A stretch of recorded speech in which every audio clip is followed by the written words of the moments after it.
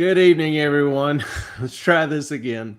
Welcome to another action packed, fun filled adventure with Moffat on Money, live and rambling on a Saturday night. I feel like there ought to be kind of an intro or some tie in with, live, it's Saturday night, but I'll let that one go.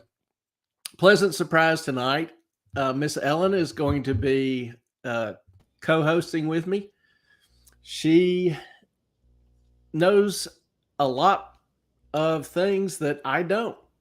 She can fill in a lot of gaps that I can't do well. So, and she's got some interesting things to say. Now, as far as her being funny and light and as I am, we have a debate ongoing about that. I say she's funny, but she's got no jokes. So tonight, y'all kind of get to have some input and see what you think there. I had invited, I don't want to be rude to Ellen, but I had invited Alec Murdoch to join me tonight. Thought he could give us some insight into cash management, but never heard back from him. So Ellen was kind enough and gracious enough to be willing to step in tonight. So, hey, Ellen, welcome. Hey, I hear I'm having some. Okay, Secret says I'm good now. I was muted there for a bit. Hi, everyone. I'm here to make sure everything makes sense. Everything Clay says, I guess, and ask questions that maybe no one else thinks about because oftentimes when he comes home and I say, "Hey, how was your day? What'd you do?" He starts talking in words and phrases that I'm just like, "Huh?" So hopefully I can. Hi, Lady in Black. How are you doing? I'm glad you made it and remembered. I'm sorry about your notifications. I've been having the same issue here recently. So tonight, kind of an interesting topic, at least to me, and it's a broad topic. We're going to be talking about broken banks, broken people, broken economy. A lot of things are breaking around us today in the economy and otherwise. I believe people are increasingly broken. There's a lot of people out there with hurts and pains and having hard times. You know, violence in the U.S. increasing. There's war in Africa, Ukraine. You've got riots going on in France over the reforms to the pension system. You've got farmers in Denmark protesting the government trying to close down about 50% of the farms. Here in the US, you have a lot more social tension than I've ever seen, a lot more division, political division than I've ever seen. Manners are decreasing. You see more and more victimization, more and more entitlement. Society's just getting ruder and worse. And I think, the old adage is you can tell a lot about a person by the way they handle their money. I believe that's true. And I believe that what goes on in society passes through to the economy. And so that's kind of what we're going to be talking about Sunday night is, a broken economy, a lot of things changing around us. The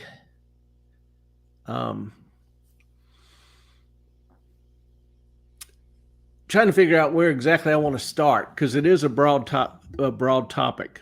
The change in values. We've talked about that some with the Great Reset, how there is a move to try to change and move away from traditional values. We see this in some of the crises and banking crises going on today. People were oblivious to their jobs. SVB failed. Big bank failure. And if you look at an inflation adjusted, bank failure since 2001, SVB, Signature are the second and third largest bank failures in modern history. only behind WAMU, which failed in the 2007-2008 subprime crisis. So, people use the term regional bank. Well, they were pretty huge regional banks.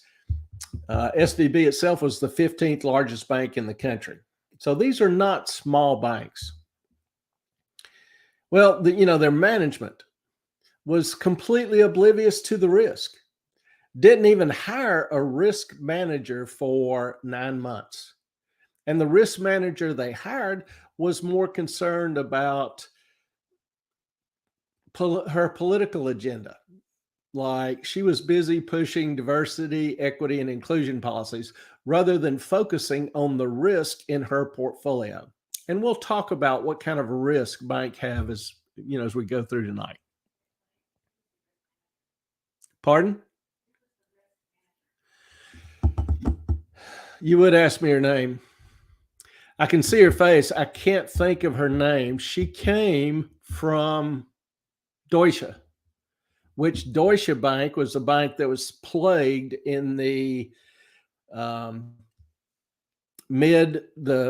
say 2004 through 2013, actually through 2020. Very poorly run, difficult bank, kind of like Credit Suisse we see in trouble today. The chief administrative officer came from Lehman Brothers, which blew up in the September of 2008. Trying to remember my dates here. So it was like you put together this staff that has great experience in failure. What else do you expect of them? They were distracted by everything but their jobs. And the fallout of that, the impact of that, we'll talk about tonight as we go through. Now, there's just a lot of things breaking. And the rate of it, to me, seems to be happening faster and faster. Tell me I'm wrong.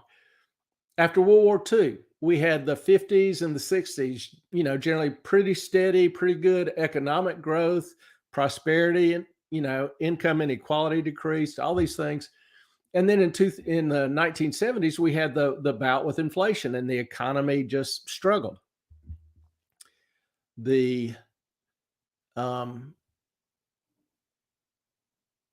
Went to the 80s, you had the Reagan era, the 80s and 90s, very strong economic growth.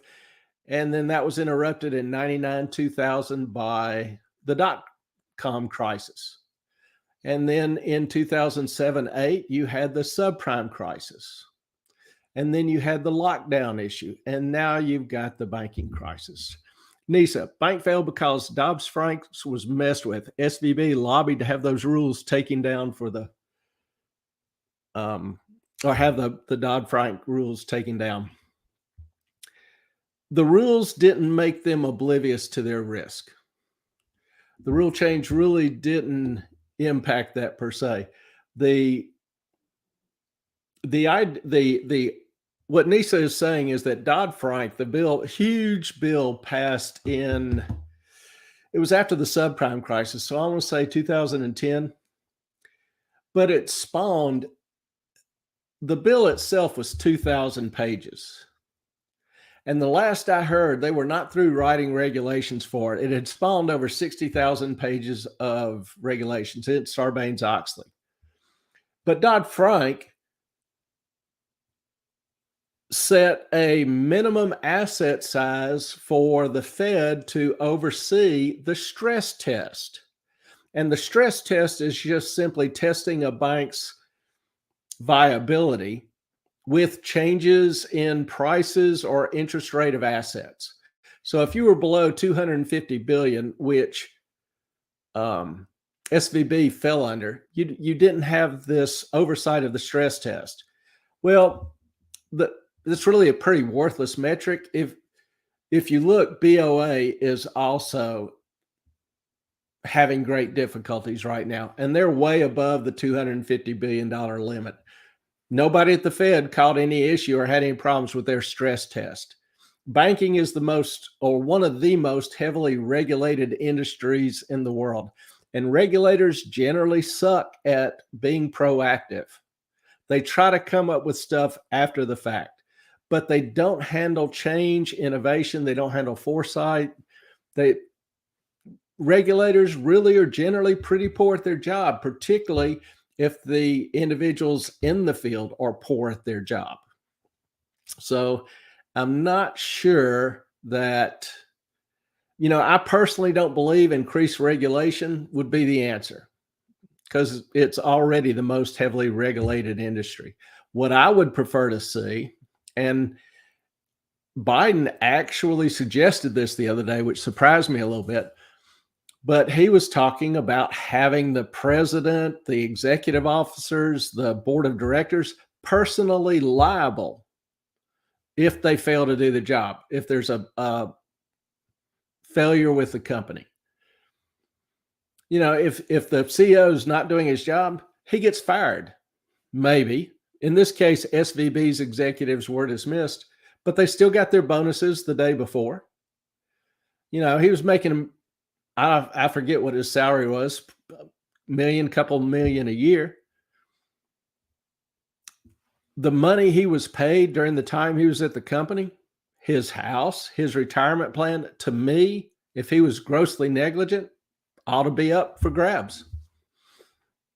I truly believe if we take the house, the retirement plan from the executive officers who knew about the failures, from the board of directors who failed to do the oversight, we just do it on one, maybe two companies, you won't have need for 60,000 pages of regulations. You'll find people actually become a whole hell of a lot more interested in what exactly their job is and exactly what the consequences are of the actions they take. And that's something that, along with society, we have, to me, become more and more interested in our goals than in the consequences. If we have a goal that sounds good, that's all that matters. That's all that people care about. That's what they'll vote for. They don't think about what the consequences of those ideas are. And that is seeped into education. It's seeped into business. It's seeped into politics.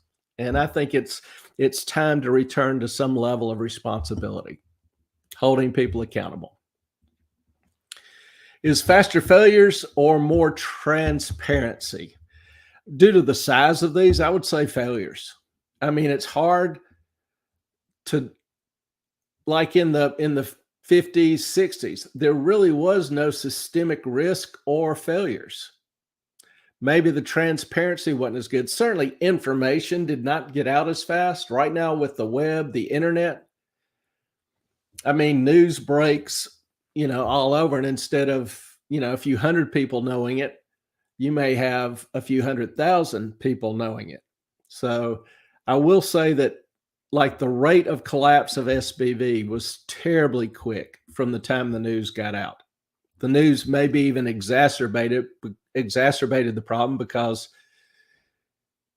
the depositors knew the bank was in trouble and moved to start taking more and more of their money out. And we'll see how that hurts a bank here shortly. Sounds like we need a different type of regulation, not more of the same thing, but I have no idea how to tighten regulatory feedback loop for finance. I don't know how to do regulation any different either. So I'm right there with you. But, I look at industries, if you think about the three most regulated industries in the country,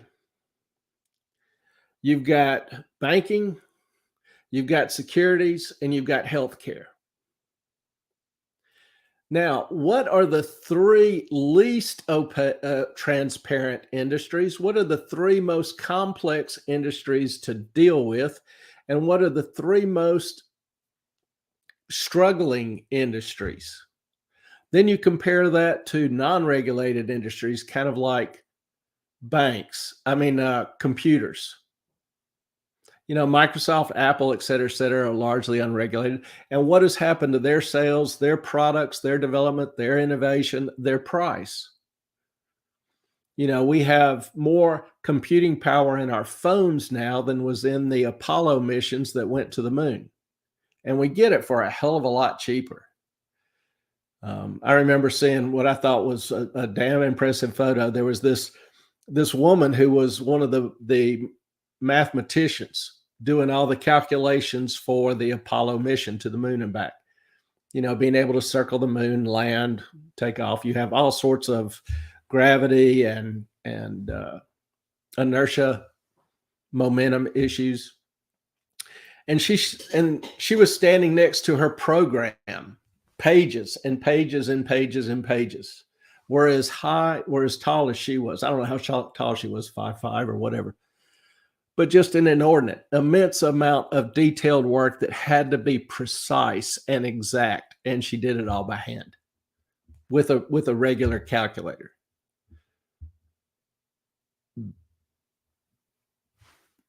I'm impressed. Don't know that we could get that same level of discipline, today. So, secret. I'm so sick of bankers getting massive bonuses when they are cashing out money and getting bailouts all the time. I agree. I think we have built-in incentives, and you Ellen, if you want to comment, jump on in. I'm not trying to hog the whole thing. No, I was, my ADHD is kicking in, and I was just thinking of we can't even get to the moon, can we, anymore? That's just we can't figure it out now. Yeah, it's kind of sad, but I think what Secret is getting to is something called moral hazard. You insulate people from the consequences of their actions. For example, banks. If some of these banks and bank managers are getting bailed out of their stupid ideas, the consequences thereof, they keep their jobs, they continue to get paid.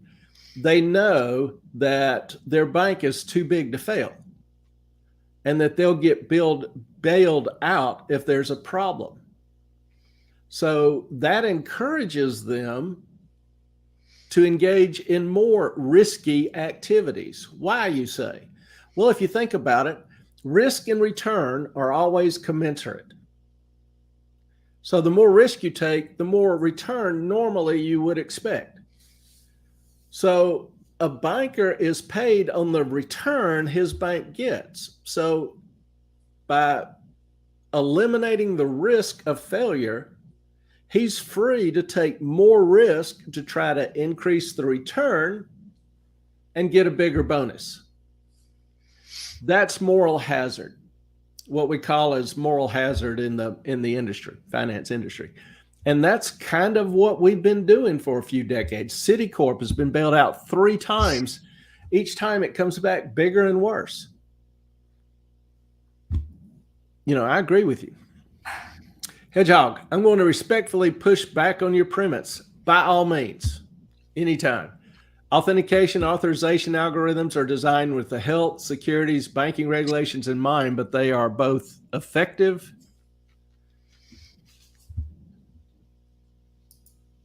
let's see. But they are both effective. I was thinking there was a continuation of that sentence. Forgive me.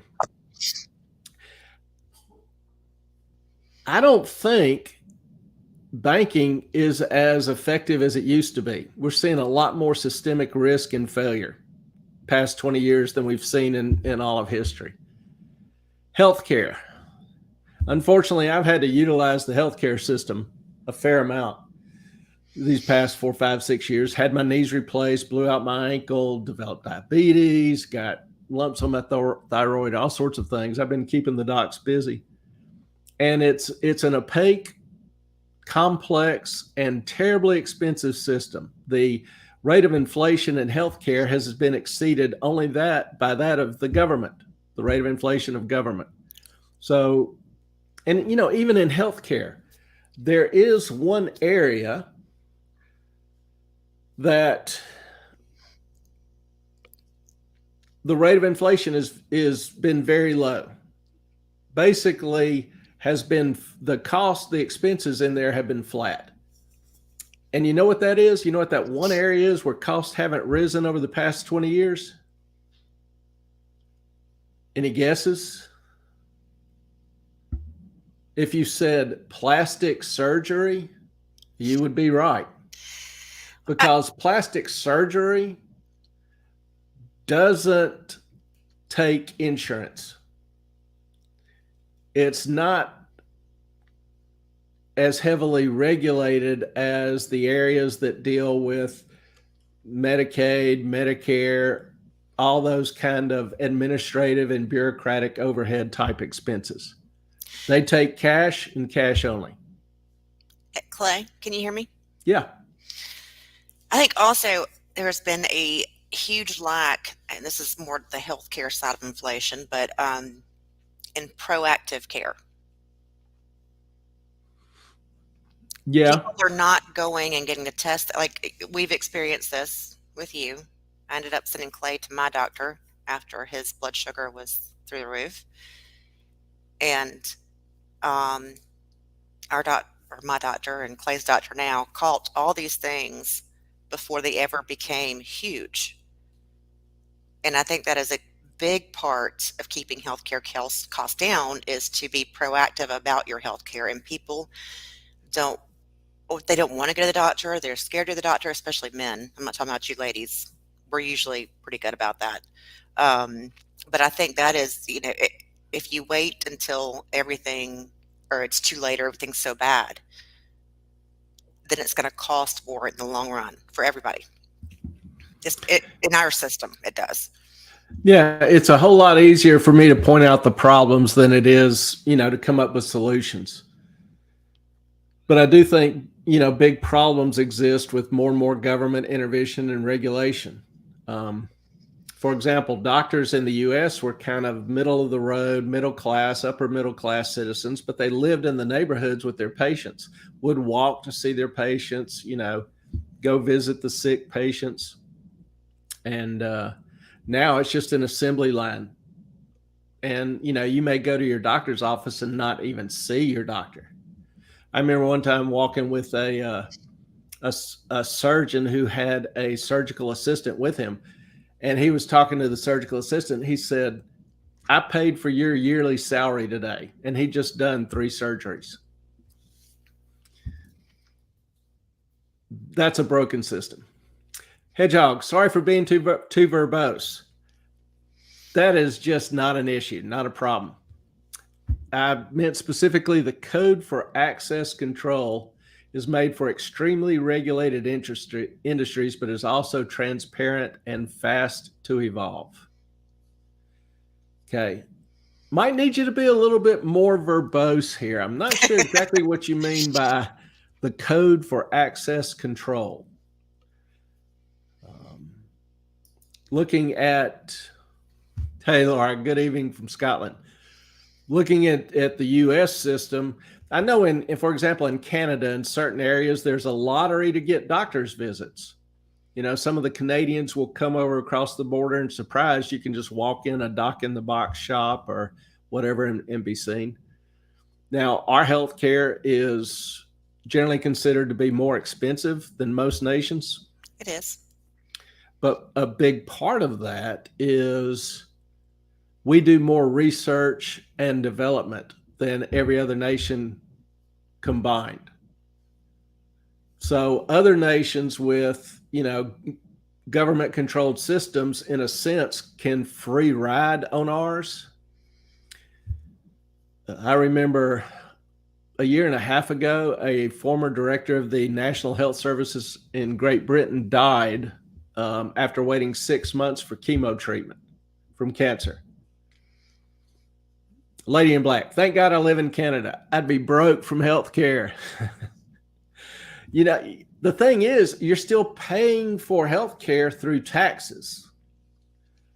And, in a lot of countries, if people need advanced care, they come to the US. So they have to borrow money to seek out advanced care in the US. I will say, I'm going to interrupt you here for a second. I will say, when I was 19, many, many, many moons ago, when I was in Switzerland, they had, I guess, government funded or public health care, whatever. And I went and I dislocated my shoulder. I went and had x-rays, MRI, whole nine. I walked out of there with a bill of $200. That did not hurt my feelings, not one bit. But you're right, for advanced stuff, advanced and new medications and new treatments, the US probably has the best thing going, but it's expensive. Yeah, for advanced care and equipment technology, there's no contest. I remember I was in London and I was going up the subway not the subway, the escalator at King's Crossing, and I had both my suitcases behind me, pulling them up, just going. The escalators are huge. Oh, did you see rats there? I Do, I saw so many rats in the subways. do what? I saw many rats in the subways when I was Oh there. yeah, I mean New York, you got more rats on the trains than you do people. Oh, yeah. So, but I'm going up the escalator at King's Crossing, and for some reason those two bags got stuck behind me. So I literally fall backwards, You fall hit a my lot. head on the edge of the steps, and I'm tumbling down this escalator like a Molly Cyrus cannonball. Just, thankfully there weren't a whole lot of people behind me.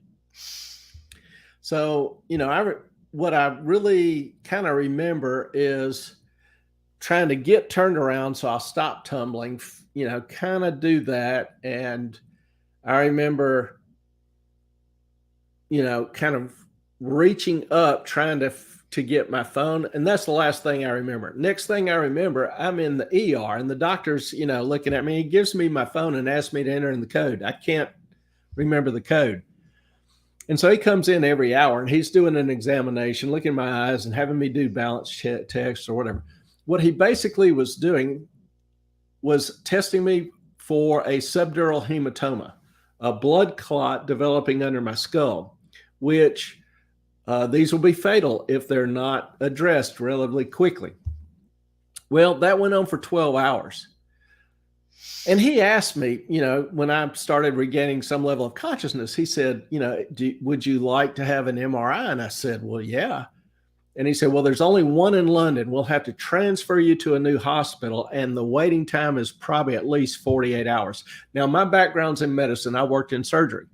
I know that a subdural is going to take impact within 6, 8, 10 hours. 48-hour wait would do me absolutely no good. It could kill you. I'd be dead. So in the US, and MRI machines cost $1 million, $2 million a piece, depending on the machine you get. In the US, every hospital with over 100 beds has an MRI machine. That's expensive. That cost. But there's trade-offs. Hedgehog in space. Authorization and authentication algorithms, aka the way your computer handshakes with the remote system when you log in, are very, very, very good. I can't argue that. I do think, the computer system is getting better. Bad actors target humans because it's too obnoxious to crack modern sign-on, for instance. The algos were made open source and have to comply with tons of regulations. Now, I was thinking you were talking about healthcare. Are you talking about algorithmic computer trading in the markets? It sounds like that's kind of what you're talking about. And I have a big beef with that whole operation, if that's what you're talking about. Yeah, let's do, we got one more comment, then we'll get back to the banking. Yeah, I think Secret asked, what year was this? We have loads of MRI machines in London now, at least 2 in each hospital. This was in 2017, and the MRIs were private. They were not in the NHS. There were more MRIs around London, but they were private. They weren't in the NHS system. Lady in Black, I pay taxes, yes, but I can access the system more than most. In addition to chronic back problems, I break frequently. It's kind of the way I felt the past 6 years. We don't bounce like we used to, do we? Do what? We don't bounce like we used to. No, not even close. Mm-mm. The chronic problems contribute to other things. All God's people said amen. I do agree with that. And in the US, like when I was in surgery, one thing that doesn't get a lot of credit is that a lot of the work done by surgeons, doctors is pro bono or free to poor or indigent people. When I was in surgery, about 30% of the surgeries were pro bono. That means the doctor didn't charge the patient, the hospital didn't charge the patient. So part of the cost we pay is to cover some of that kind of work. I miss being 20, Nisa. I'm right there with you. But then I think of the dumb stuff I did at 20. Yeah, if I could have the knowledge I have now at 20 years old and the wisdom, much better, much, much better. Yeah. Yep. Hedgehog. Nope. I'm saying it's not impossible for banking to be fixed. We have examples in the software field. SBF and company are just making bad choices.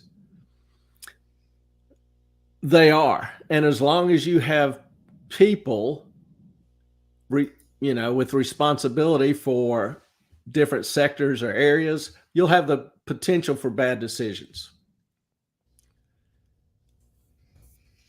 And that's the thing I love about finance. It's not just we use a lot of math. I mean, some of the things I do mathematically are require knowledge of matrix algebra, partial differential equations, calculus, whatever. But when you boil it down, finance is a social science. We're trying to evaluate ultimately people's hopes, dreams, fears, whimsies, and we don't have a good way to quantify those. But those are the things that ultimately make the biggest difference in the financial markets and how people react to situations. I don't know that we'll ever develop good algorithms to imitate or adjust for that. What you'll have is an algorithm that doesn't and tells you what you do. That's the thing I fear with computers and algorithms. Now, Clay, can you explain what a black box is? The black box finance? What a black box is in finance? Mm-hmm. It has a number of different uses. A black box oftentimes refers to something that information goes in and a result comes out, but nobody understands the process or how that result was achieved or what's attendant to that result. Kind of like banks. Kind of like banks And in a Murdoch sense. and all the things, SBF, FTX. Yeah, there's an incoming and then an outgoing, and we don't know how it got there. And see, the problem with SBF was just outright fraud. I think it was the evidence seems to me to point increasingly toward money laundering. With SBF, it was obliviousness to the risk. They were more concerned with political activity and publicity and those kind of things, and had no concept or took no steps to try to manage risk at their bank. Now, what's bank risk? Well, bank risk, we spoke about that quite a few times, is how much money do you have, right? Well, You have to keep a percentage in your banks have bank. two main risks. Mm-hmm. They have deposits on one side. Now, most people don't understand how banking works or have a very vague notion of how banking works. Banks take your money, and people think they hold on to your money. Well, they don't. They take your money and then they lend it out to somebody else. Or if they can't make loans, they buy bonds, treasuries, government bonds, agency bonds, or mortgage-backed securities, as they're known. Can we get a chat conversation for everybody who's here? You asked me a question one time. What return would it take for me to lend you $100,000? What percentage? Right? Right. And you had like a good analogy after that. So anybody in the chat, if you're listening here and still hanging with us, what annual percentage rate would it take for you to lend anyone $100,000? If there were no inflation. Correct. For example, would you lend me $100,000? Say, 10 of you had $100,000 and I needed a $100,000 loan. Would you lend me $100,000 if I was to pay you 0% interest? And most people would say, no, no way in hell. How about 1%? Oh, no. If there's no inflation risk, how about 2%? No, still no. How about 3? Now, at 3, some of y'all start thinking, I might. Well, how about 4? At 4%, you're thinking, I might lend them $10,000 of my 100. Well, if I can collect 10 from several of you, I can get my $100,000. And historically, that 4% is the average risk-free rate. So if we say this is a loan without default risk that will be paid, but you're going to lend your money out, say for 30 years, 10 years or 30 years, then would you lend me the money at 3 or 4%? The risk of you losing my money, this would be a default-free loan, so there'd be no risk of me defaulting. 3% like a mortgage, yes. So when I know the past couple of years, at least in the United States, mortgages were below 3%. Yeah, I refinanced my mortgage a year and a half ago at 2.5% for 30 years, which to me is insanely stupid. No way in hell I would lend somebody money for 30 years at 20%. No way. Inflation was low, but I know it's not going to stay low. That 2.5% is also taxable. So if I pay, for easy math, if I pay 50% in taxes, I'm left with 1.25% return to cover inflation, to cover default risk. You're talking about from the bank's point of view. Yes. Okay. Because I may be a very small default risk right now, but there's a lot of things that could happen and I end up having to default on my mortgage. Life happens. 2.5% is stupid. Anybody that tells me there's a 0% risk is lying and an instant hard pass. In reality, yes. But in finance, we have what is known as the risk-free rate. For example, short treasury bills are considered to be a proxy for the risk-free rate because you'll get paid back. It matures in 30 days. There's a very, very small bid-ask spread cost for trading. And so it's pretty much 100% of your money in, 100% of your money out. You'll buy the bond at $950. It'll mature 30 days later at $1,000. So that's pretty much assured. And a lot of that, yeah, I'm sorry. I don't mean to interrupt you. Because the government owns the printing presses. So you're going to get paid back. So that's a default-free risk. And that's, to this risk-free rate, we then add additional points, interest, to cover default risk, to cover inflation, to cover taxes, to cover any other risk.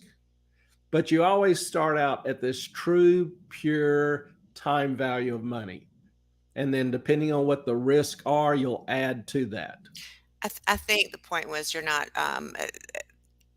there's nothing that there's not an asset you're giving to make sure the money's paid back. Yes. Like a mortgage or whatever. So mortgage would have collateral. Is saying like there's no collateral, so why would I believe you? Yeah, but this is just a hypothetical rate. If you look at the past 75 years, the average risk-free rate has been about 3.8 or 4%.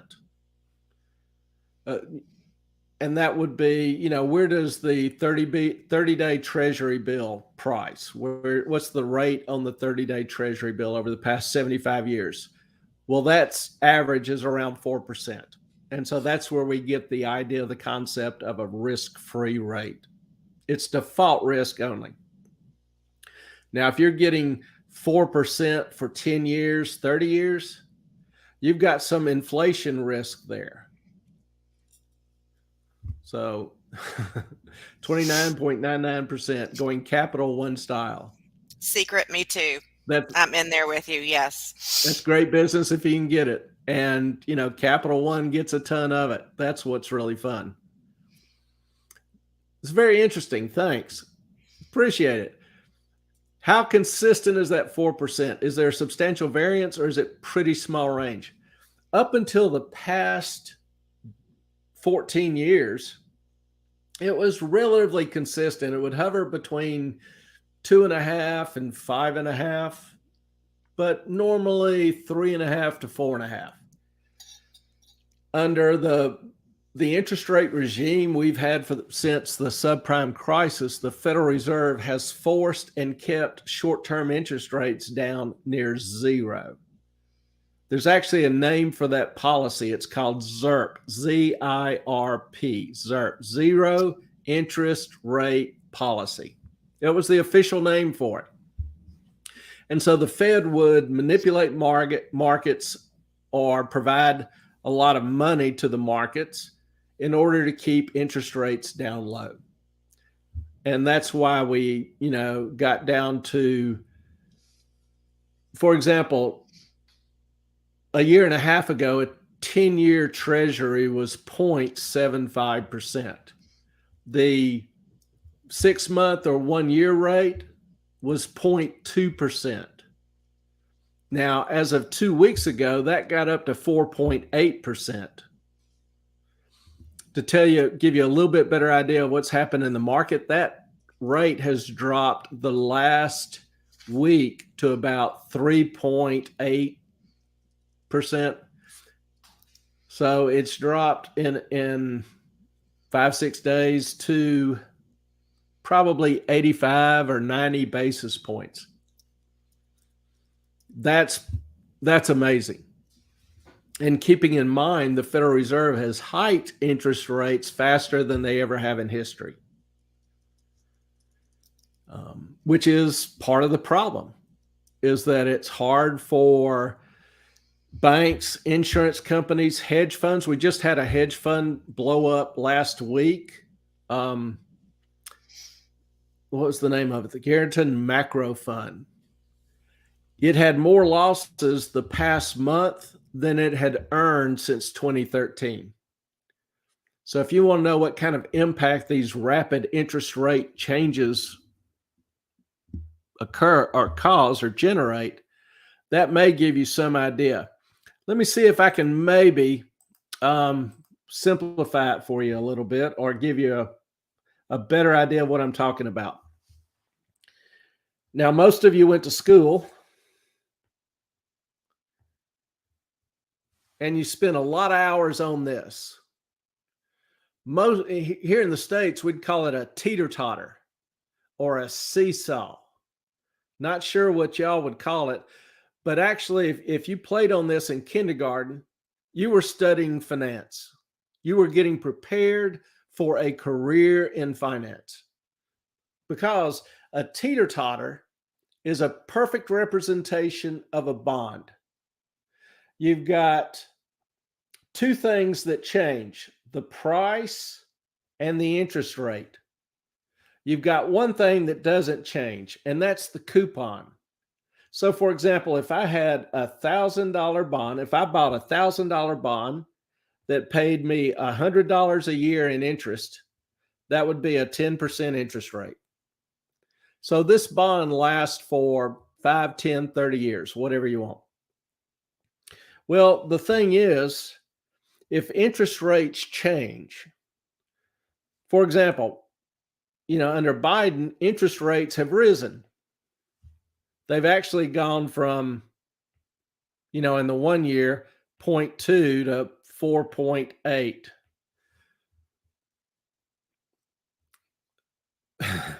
Which is kind of impressive because that's a 2,400% increase. That's pretty steep. Well, if interest rates go up, what happens to the price of the bond? Well, teeter-totter never lies. The price of the bond has to drop because that new price, let's say it's $800, has to make that $100 coupon look like this higher interest rate. And that's the problem that the banks are having now. They bought these bonds when the interest rate was extremely low. So now that the interest rates are increasing rapidly and steeply, the value of the bonds is crashing lower and lower and lower. So, understand, asset side is a problem. The deposit side is also a risk and a problem for a bank because, remember, you're a depositor, you put your money in the bank and you think, I can get my money out anytime I want. But most people don't understand the banks are not there to give you your money anytime you want. It may take the bank quite a while to raise enough cash because most banks will keep anywhere from $50 to maybe $200,000, $250,000 in cash. That includes cash in the drawers, teller drawers, cash in the vault, cash in the ATM per branch. So if you're a large depositor, and SVB had some very large deposits. For example, Roku had $500 million in SVB. So 91% of all depositors in SVB were over the $250,000 guarantee limit. To the first $250,000 of your bank deposit was guaranteed by the SEC. Well, each bank has to report its asset value. So when people started seeing SVB's asset value drop, the mortgages, the bonds, government and agency, dropped steeply in value, they began to get concerned and started wanting to pull their money out, pull their deposits out. Well, SVB didn't have enough cash to fund all these running deposits. So they had to start selling assets. These assets that were greatly depreciated in value. So instead of having a paper loss, they were taking an actual loss. And that actual loss cuts into their capital, which by law, they have to maintain capital of 10% of all deposits. So if they start selling these bonds at below prices, what they paid for them, that difference between what they paid for it and what they sell it for goes against capital. So they sell a bond to raise money to cover deposits, but they have to reduce capital even more. So they have to sell more to raise more capital, to increase capital. Well, the more they sell, the more they lose. The more they lose, the more their capital drops. The more their capital drops, the more they have to sell. The more they sell, the more they lose. It's a cycle. And that is what happened in 2007, 2008. That's what made the Lehman Brothers crash. That's what made WAMU crash. That's what made Wachovia crash. All these banks had these huge losses. So that's a big risk. And it starts if the depositors start getting a little scared and start wanting their money out, because that makes the bank have to sell assets, and it may sell them at a loss. And that's the big problem. That's the big weakness to our banking system. That's the big risk you have as a depositor. Nisa, isn't the world in an inflation, and isn't our inflation lower than a lot of other countries? It is lower than a lot of other countries. But part of that may be due to the way everybody measures it. Not everybody measures it the same. So you can have different risk. You can have different levels of inflation that don't really show up in the inflation numbers. For example, our CPI includes rent and housing cost, but those samples may be 3 or 6 months ago, not the current month. So even our CPI data, it goes through one of these black boxes we were talking about earlier. You have all this data inputted, out comes a number, but nobody's really sure how that data is weighted and calculated. Obviously, some people in the government know, and there are ways to find out, but it's not easy. It's not transparent. It's a very opaque process, and they just changed it recently. They've changed the calculation, the CPI calculation, I think 3 times in 20 years, and each new iteration results in a lower inflation rate. How cool is that? That's what you call using math to your advantage. Hedgehog, how often do interest rates and bonds update? The prices update daily. As soon as interest rates move or fluctuate a little bit, just like that teeter-totter, that price is going to move. It's simultaneous. Why are some reserves exempt from mark to market? Their reserves, I think what you're talking about is in their portfolio. They have 2 accounting methods. One is hold to maturity. The other is available for sale.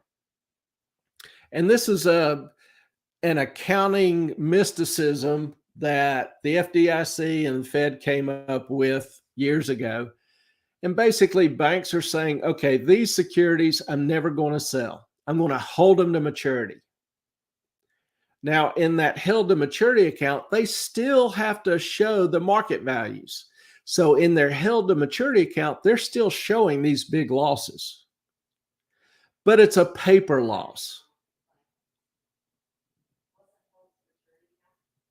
You're not like a bond. You may buy a bond with a 10-year maturity. So it'll pay you interest for 10 years, and then you cash that bond in and get your principal back. Okay. Bonds don't amortize. You don't get your principal till the end. Think of a balloon. You've got the balloon, then you've got the string. Well, the balloon is the principal at the end of the string. The string are the interest payments that you get every year, every 6 months until maturity. So like in the little diagram I drew, you lend the government $1,000. You receive $100 in interest a year. And at the end of the time, if it's 10 years, 5 years, 30 years, you get your $1,000 back. Okay. Why are so mark to market? Both held to maturity. Held to maturity, they're not going to sell it. They're going to keep that bond till it matures, however long it is.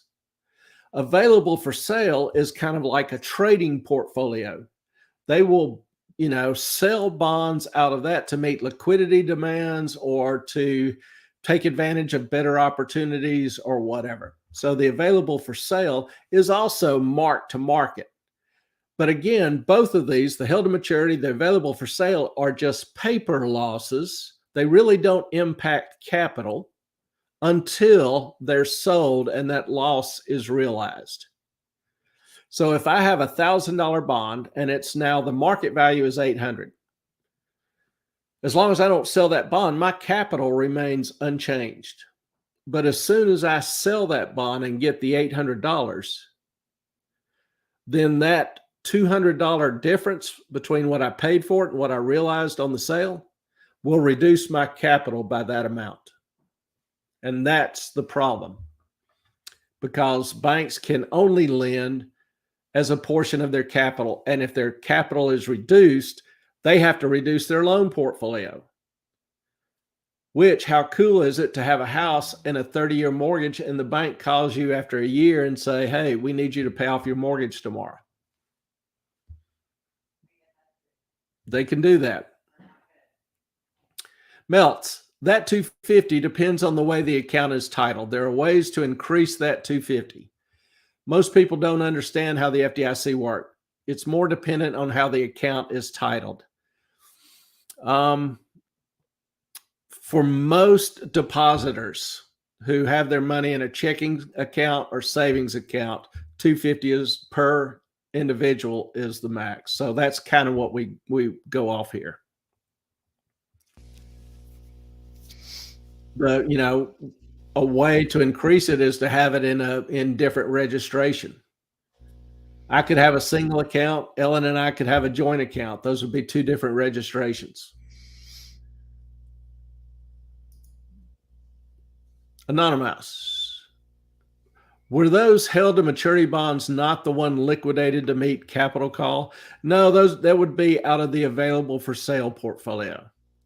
Now, a bank can take bonds out of held to maturity and move it to available for sale, but the Almighty pretty much has to intervene and make changes in the accounting system. It's complex and it's messy.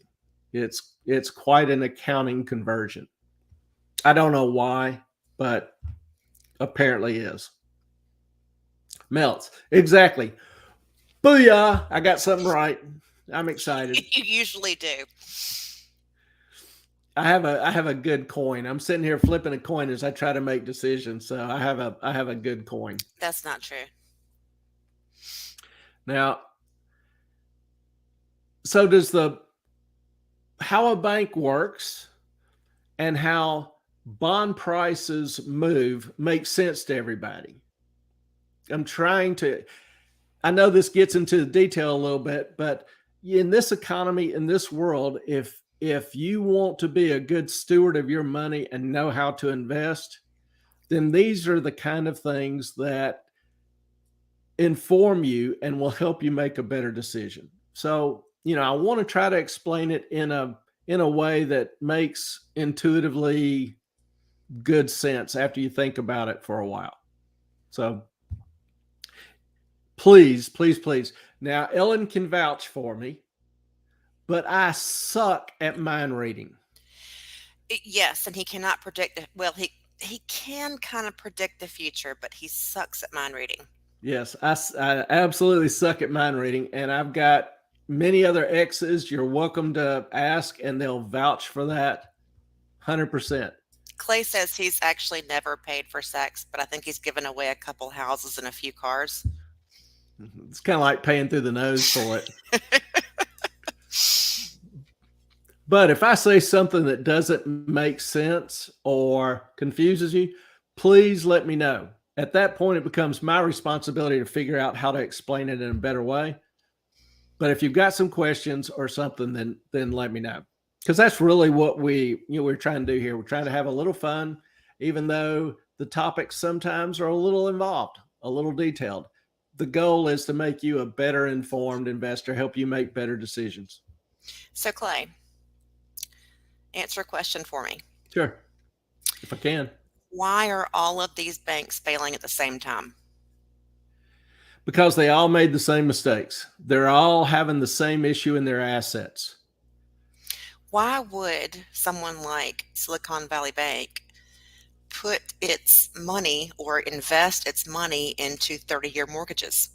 Well, remember, because they're idiots. Well, beyond that, there's just no getting around that. Stupid should hurt. When you got to remember, the past 14 years, we've had this low interest rate environment. But that was never going to last. And in May, give you an example. In May of 20, the Treasury issued a 30-year bond, 30 years, at 1.25%.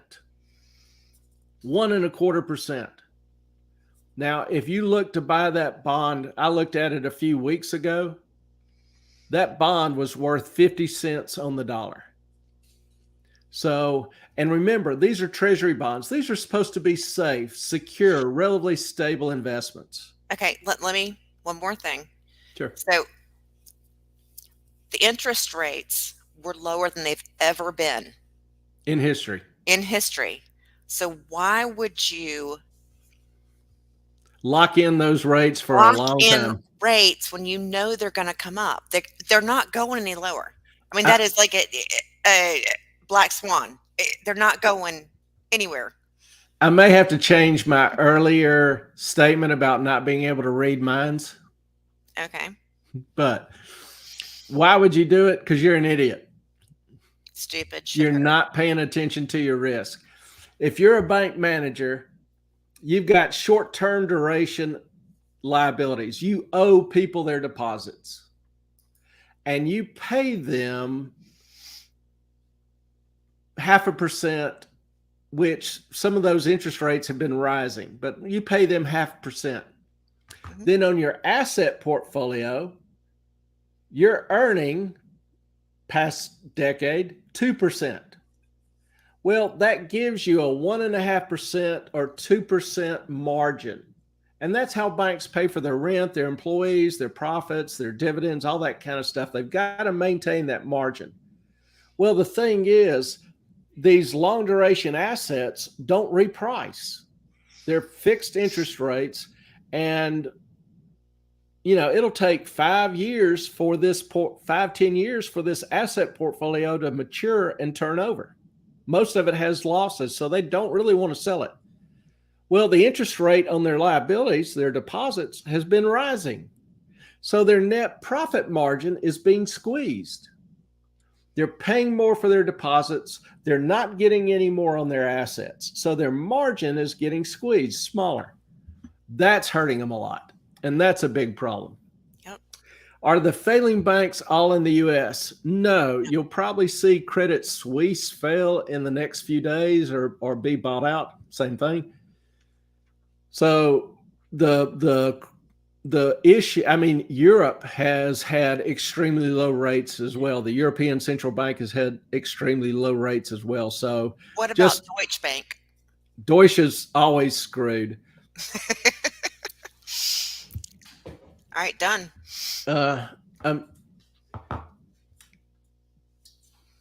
In October, the Bank of England had to bail out pension plans because the yields on the gilts, the British bonds, ours are treasury, the British government bonds are known as gilts, dropped 68 or 72 basis points in a week. So remember that teeter-totter. Anytime somebody brings up a bond, remember that teeter-totter. So as yields increase, prices fall, and vice versa. Teeter-totter. So these pension plans had reduced value in their British bonds, the gilts. Well, pension plans have to pay out money all the time to retirees. And so now the bonds that they had dedicated to this group of retirees was 80% of what it should have been. So they either give the retirees less or they steal from other people's accounts to make those retirees whole. Okay, I have a question.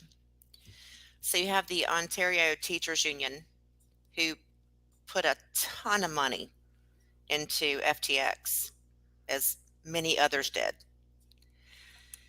Is it kind of like Social Security where they're just going to take from people paying now to pay the retirees and then eventually just run out?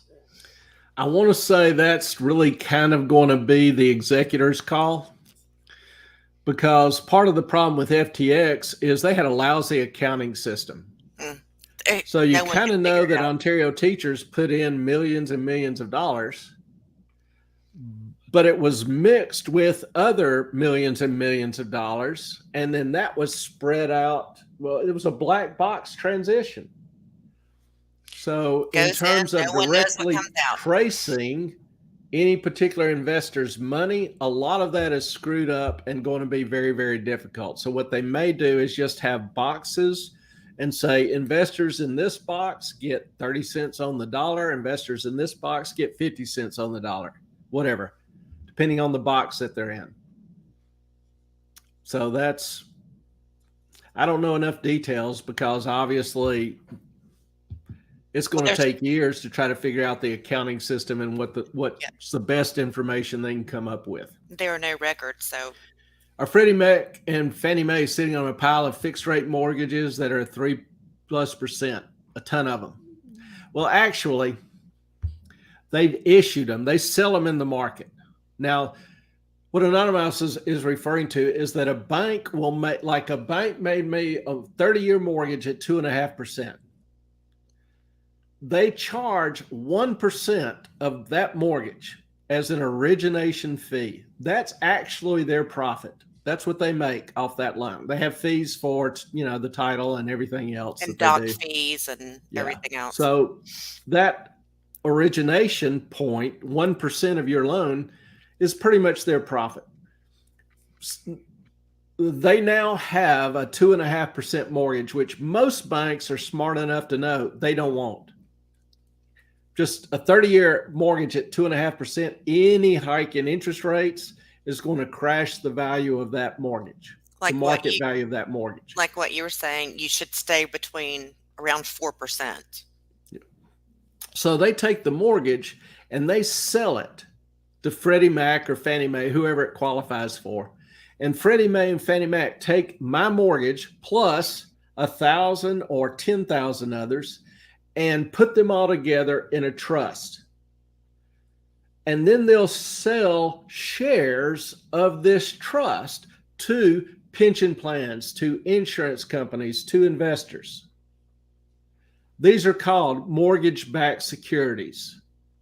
So every time I make a payment of principal and interest to the bank passes it on through to the trust. And that trust passes it on through to the investors.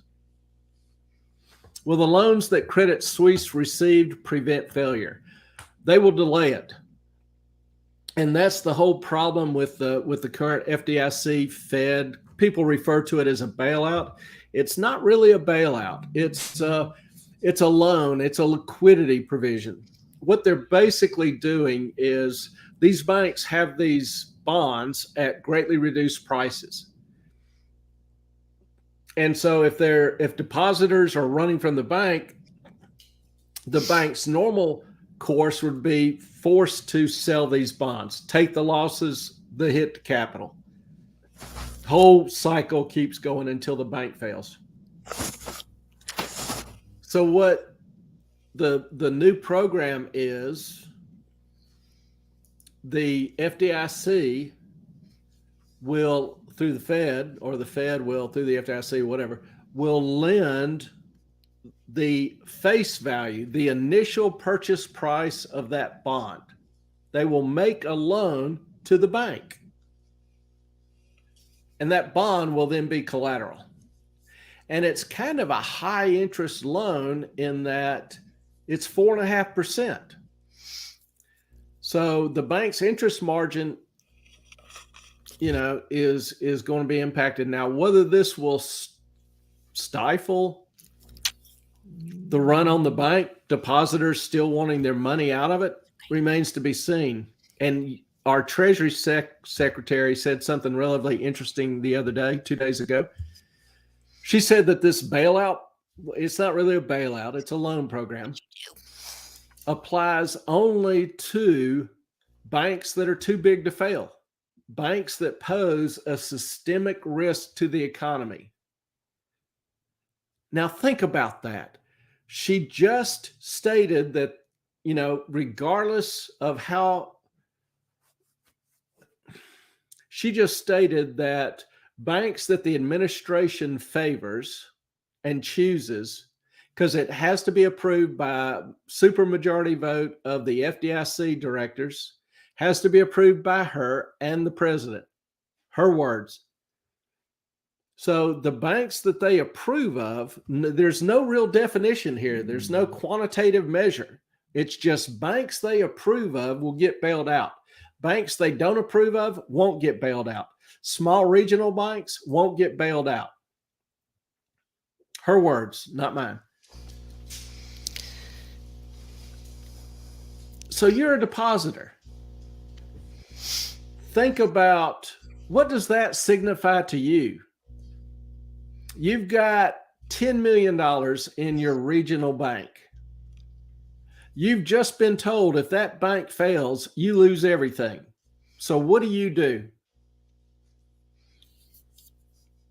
You move it to a bank, a large bank, a bank that's too big to fail. So Yellen basically announced a two-tiered system, one for the politically favored, one for everybody else. Politically favored will survive. Everybody else is screwed. It's almost like she was trying to force a run on, trying to work the camera here. It's almost like she's trying to force a run on small regional banks. It absolutely makes no sense to me unless she wanted more money, more power concentrated in banks that are too big to fail. And if you remember, after the subprime crisis, the president, senators, everybody was talking about, we can never do this again. We cannot have banks that are too big to fail. Well, over the next 14 years, those too big to fail banks have gotten even bigger. Check their assets, check out their revenues. They've gotten even bigger. And now the government's taken the official position that they want them even bigger. Now, we talked about this a little bit on the Great Reset series, where one of the goals of the Great Reset is a corporate and governmental partnership. But the corporations will be a few select corporations. There's just not much else I can say, but we continue to see this goals being enacted over and over again. Lady in Black, I've never heard of a 30-year mortgage rate. I think 7 might be the max here, usually 5 and under. But the longer the mortgage, the higher the rate. Yeah, system's a little bit different in the U.S. 30-year mortgage is traditional. 30-year fixed rate mortgage is traditional. In Europe, generally the mortgages tend to be more adjustable rate. The interest rate will fluctuate as the market interest rate fluctuates. So that's kind of a cultural difference there. But 30-year mortgages and 30-year bonds here are very common. There are some, like Squirrel mentions, get over 100-year rate in some countries. That is also the case. I know Great Britain, for example, has even issued bonds with no maturity. They last forever. They're called consols, and they pay a fixed rate of interest forever. So that's kind of interesting.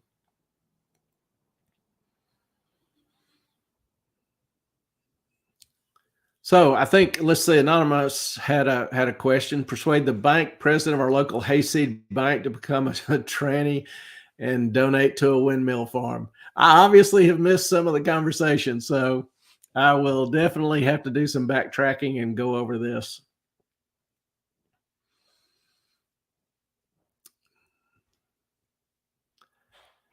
Lady in Black. We can get a 25 or 30-year mortgage, but renegotiate regularly. I had a 30-year mortgage at 3.75, which was kind of interesting. I bought my house in 2009, right? Kind of as the subprime crisis was still crashing home prices. And this house had just been built, and I bid on it. I bid half the price that they had been asking for it a few months earlier. And I thought that was pretty low. Well, most of the deals were taking 8, 10, 12 weeks. The bank got back to me in 2 days. ordinarily in the US, you'll have a 20% down payment. So I had the money, the 20% down payment and everything. Bank got back to me in 2 days. 100% financing. I didn't have to put down a dime. And they gave me an interest rate that was 1.5 points below the market rate. 3.75. And so I'm like, okay, you talked me into it. I'll take the house. What irritated me when I thought about it later was that if they were willing to grab that deal that fast and offer those terms, I could have offered even less money. So, I'm like, I thought I got a great deal on my house. Now I realize I overpaid for it, but that's okay. It has bounced back nicely. But yes, if you get generally longer mortgages will have higher rates. Here, most of the mortgages are 15 years or 30 years. Most of the mortgages are 30 years, but there are some 15-year mortgages out there. And generally the 30 years will have a 0.5 point to 1.5 points higher rate, depending on the year. Now, trying to think, see if there's anything that I have forgotten.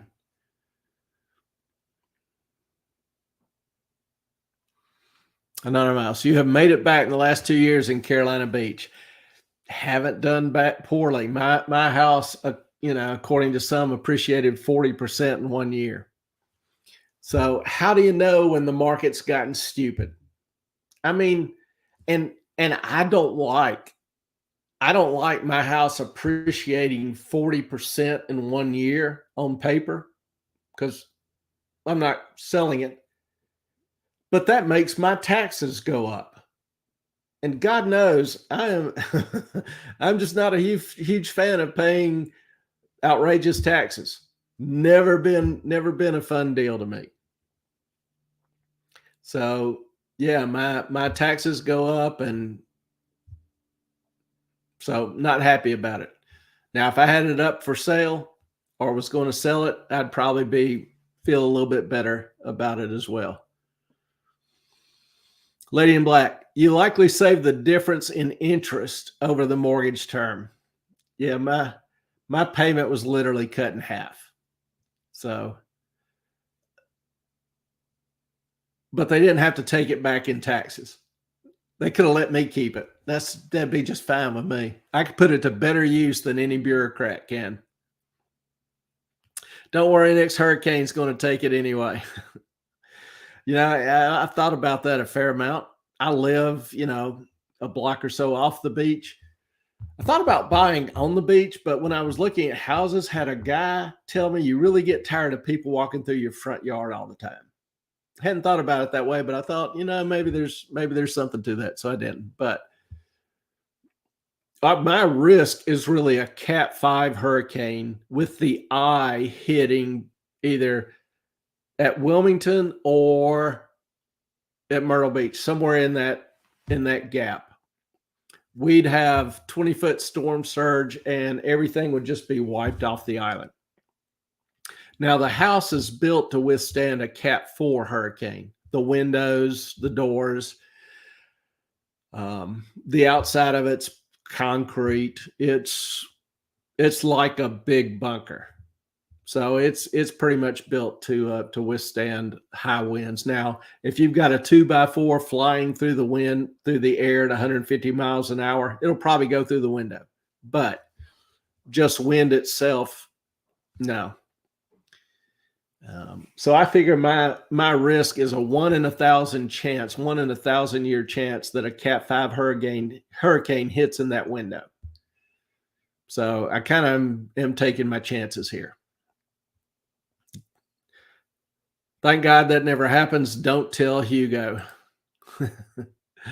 Yeah, it is possible. But Hugo was part of the reason that I decided that the odds are in my favor. What was the movie with the girl? Government made them compete to kill each other. It was games. The Hunger Games. That's it. Yeah. You know, and it's not may the force be with you. What was the may the odds be in your favor? That was it. So, looking at Hugo and the history of Cat Fives, I'm thinking the odds are with me. So we'll give it a shot.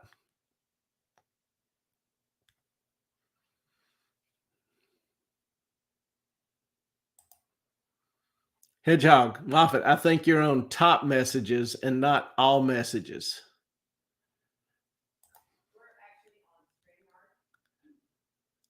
Yes.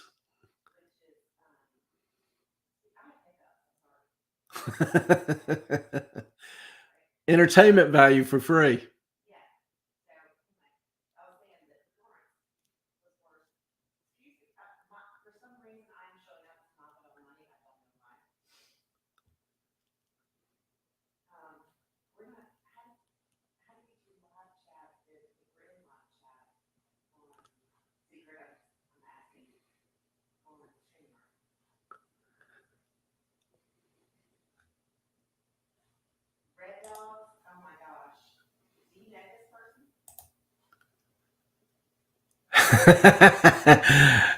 Alex Area, are you going to be at Red Dogs at the end of the semester?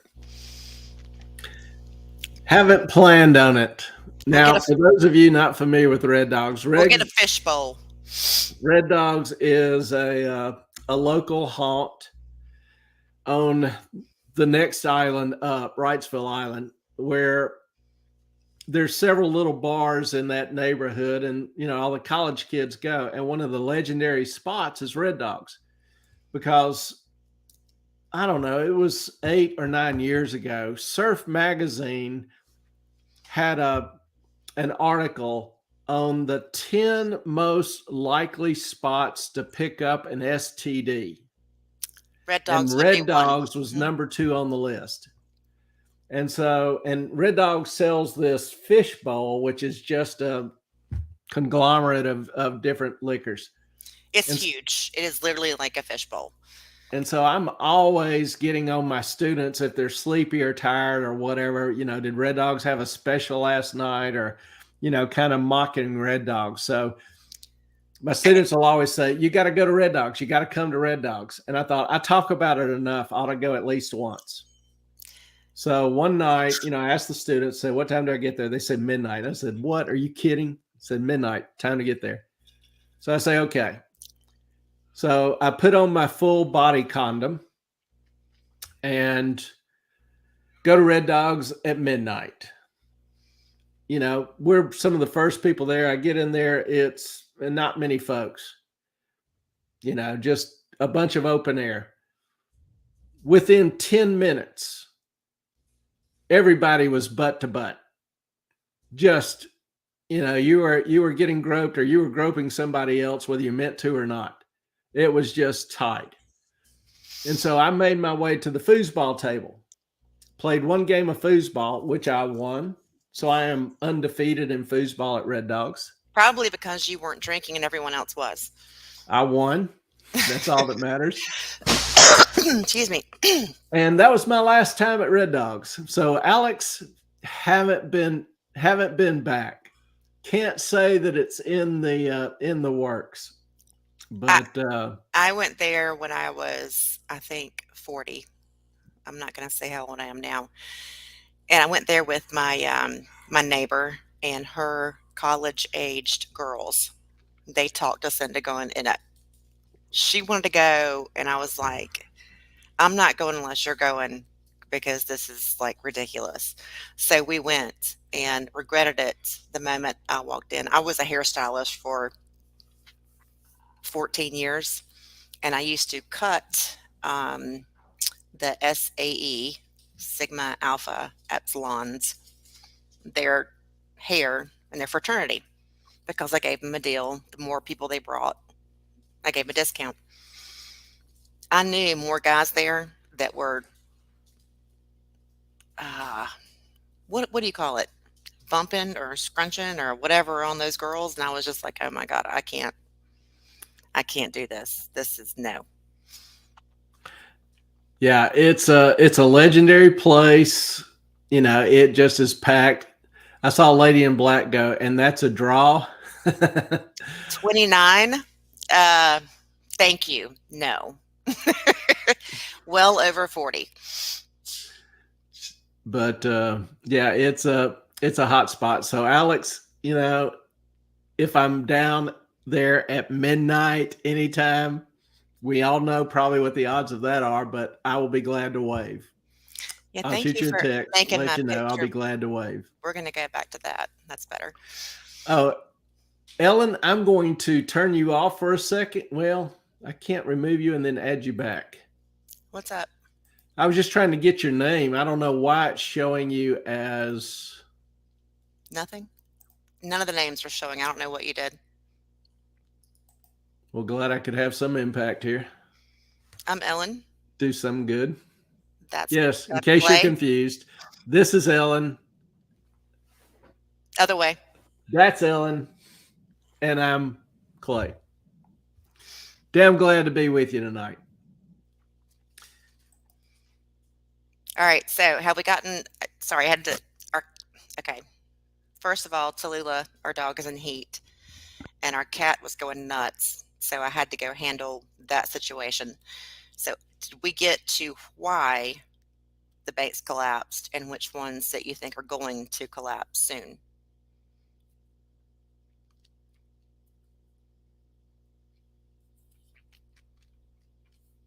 Can you hear me?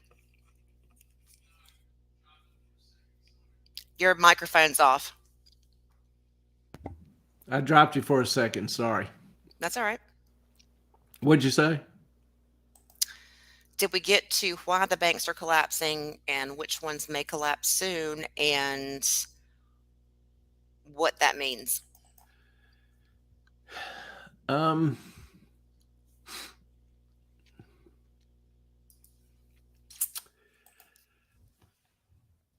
There was a study published a few days ago. Let me see if I can find it here.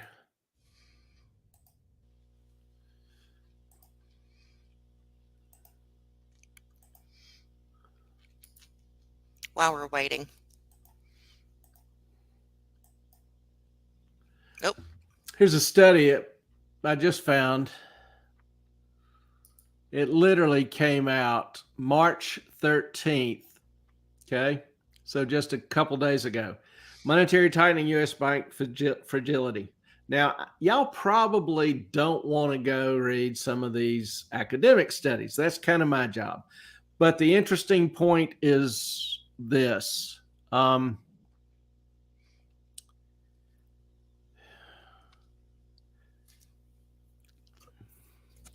Even if only half of uninsured decide to withdraw, almost 190 banks are at potential risk of impairment, with potentially 300 billion of deposits at risk. So what they're basically saying is that there are at least 190 banks in the U.S. that are at risk of becoming an SVB. Yes, they do, Mel's. Now, you may think, there's however many thousands of banks in the U.S., so 190, that doesn't smell bad. That doesn't seem too bad. But if 190 banks fail, we literally would be trading bearskin rugs under a tree. True. Now, think of Lehman. When Lehman collapsed, most people don't realize how serious this was or how close we came to trading bearskin rugs under a tree.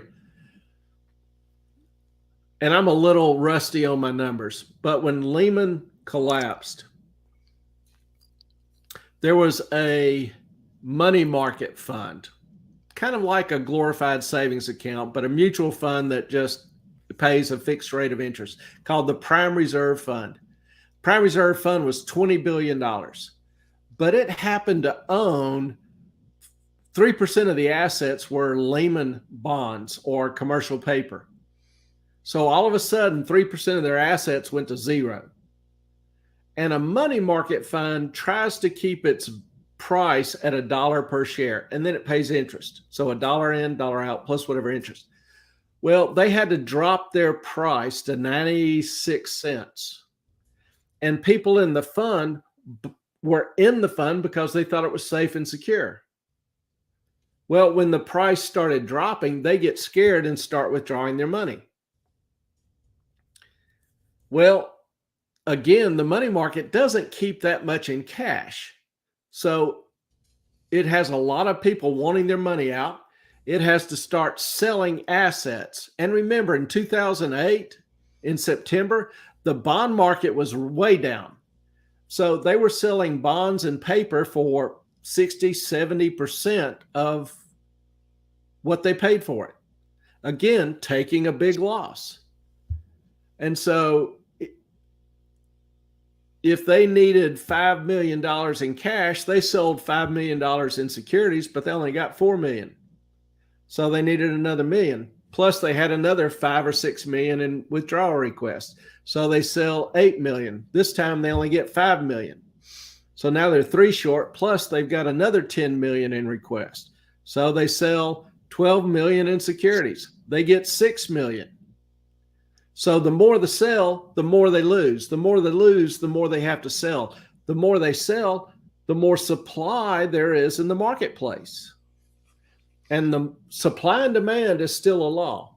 As supply increases, particularly when demand falls, price drops. And so the more they sold, the lower the price got. The lower the price got, the more they had to sell. And this started hitting all money market funds. This started hitting banks.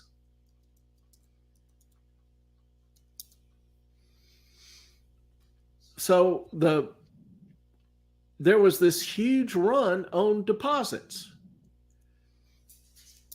And just like with a bank, once the bank gives out the $50,000 it doesn't have any more cash. So it has to turn off its ATMs, it has to close its branches, and your little debit card doesn't work. That bank is insolvent. It has no liquidity. Now, it can borrow some from the Fed funds if some's available. But when you have tons of banks hitting Fed funds, there's no money available. So then they have to try to go to the Fed through the discount window, and just the problems multiply. And there was a huge, huge risk that a lot of banks fail. And all of a sudden, people's little debit and credit cards don't work anymore. So if you don't have cash literally on your person, you're screwed. You can't buy anything. Food, water, baby food. And we literally came within a day or two of this catastrophic event. This is the one thing that regulators fear the most: the failure of the banking system, the run on deposits, the loss of asset value.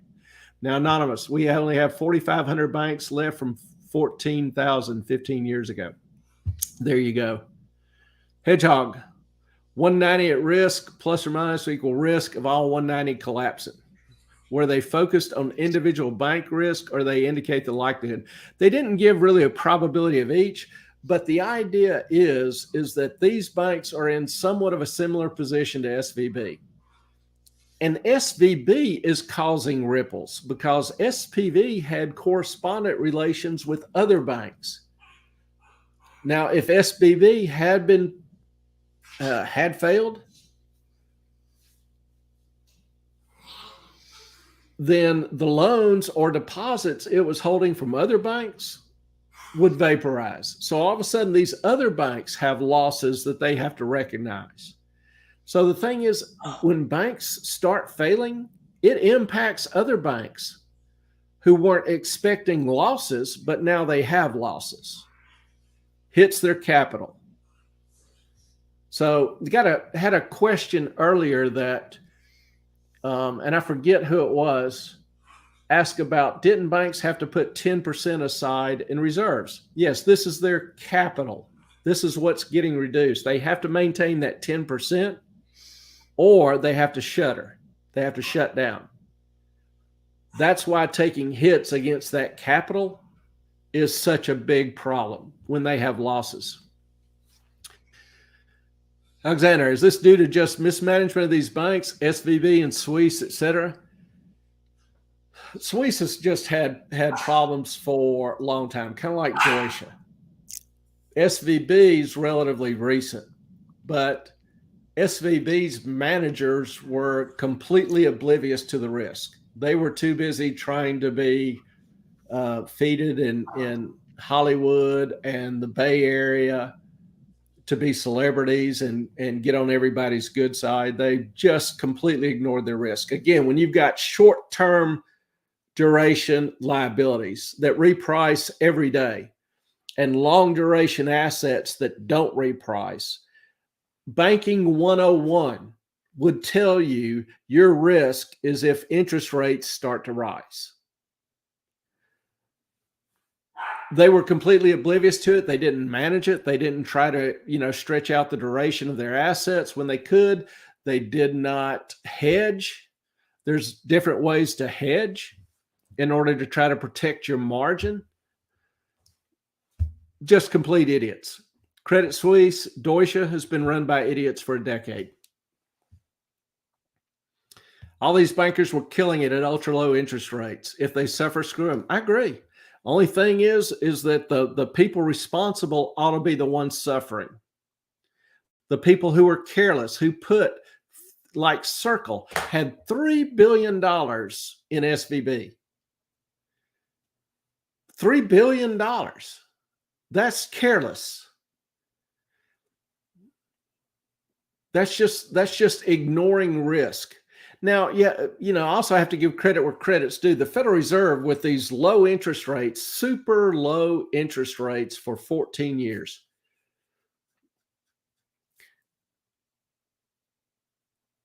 risk became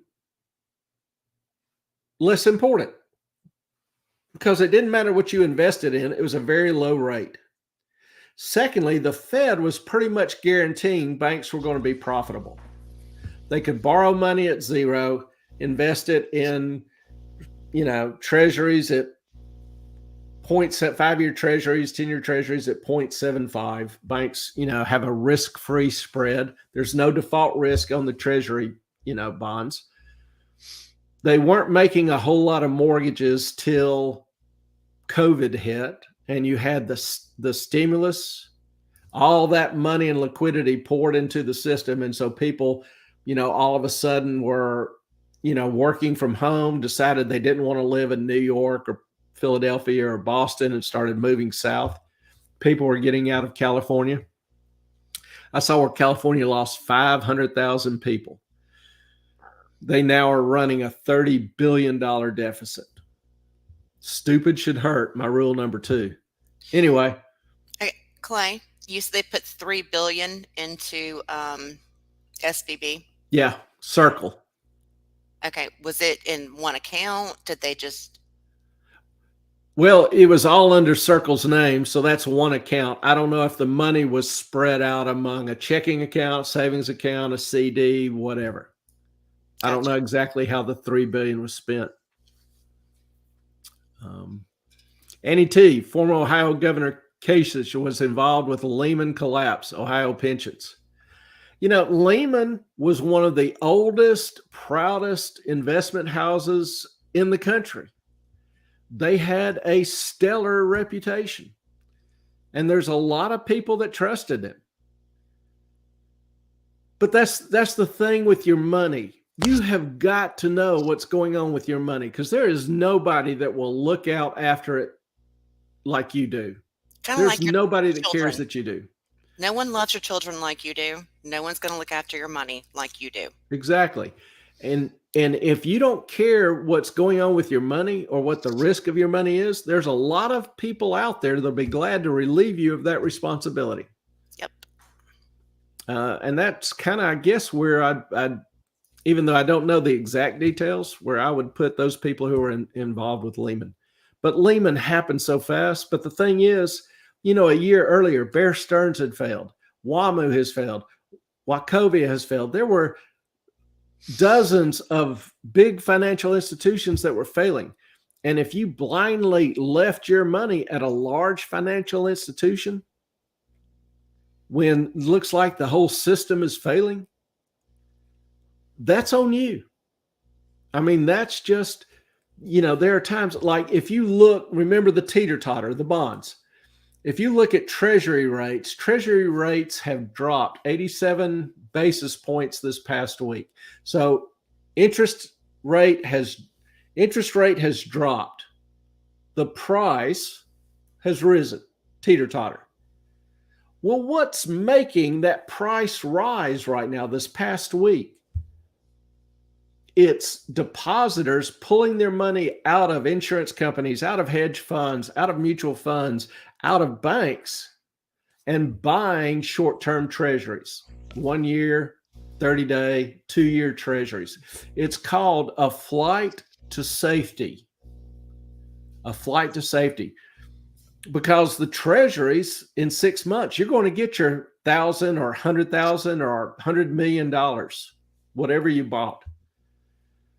And so people aren't necessarily so concerned about the yield. They want their money protected while this crisis occurs and hopefully passes within 3 months, 6 months, whatever. And that's what you need to be aware of. You've got, depending on where your money, how much money, there are risks. So particularly if you're working with somebody that begrudges you or is resistant to you asking questions or not providing you with satisfactory answers, giving you the information you need, that's all you need to know. Your money needs to be somewhere where you can get questions answered, where you can feel safe and comfortable, and you aren't exposed to some of these risks, particularly with somebody that's trying to not be transparent and open. There's a great saying, if you don't know what to do, don't do anything. Exactly. If you don't know what's going on with your money, don't do it. Twinderpated. I love some of these names. I really do. What is the difference between a bank and a credit union? Which one is better to have your money in? Depends, right? Do what? It depends. Yeah, they're chartered different. They have different goals. Credit unions are generally more conservative, generally a little friendlier, smaller. Less fees. A credit union is normally an extension of a corporation or state entity that allows only members, employees of the company or employees of the state. But several of them have started opening up their membership to regional areas. They're regulated by different authorities. And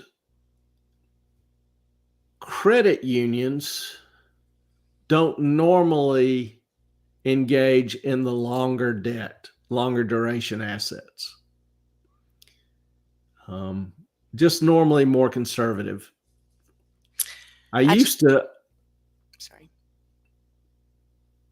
have a credit union account, and I'm actually thinking about moving my money out. Right now, I have a banking relationship with Wells Fargo. Hadn't been terribly thrilled with that, and there's some risk there. I've been thinking about transferring all to a credit union. It'll be a pain in the anatomy, but right now I probably prefer credit unions, honestly. Just for Lady in Black, I just now got the notification that my Fidel Money was going live. So I feel you on notifications, but I really feel this comment as well. Hedgehog. Hedgehog, none will look out for your money like you do. My ADHD disagrees with you. Mine does too. because, it's a thing. So we're going to go back to here. A Circle is what business? They're a tech company in the Valley, Silicon Valley. I don't know exactly what their line of business is offhand, but they're a relatively large tech provider. Sounds like to me this shared risk is supposed to be the way to make banks their brother's keepers so that Big Daddy government doesn't have to step in with mixed results. Yeah, but then, I have Yellen's comment where she's setting up a two-tiered system and really trying to encourage flow to the larger banks, the banks that are too big to fail. We are in very chaotic times, and that's always a concern to me. It's like, I started off talking about, banking in general. Well,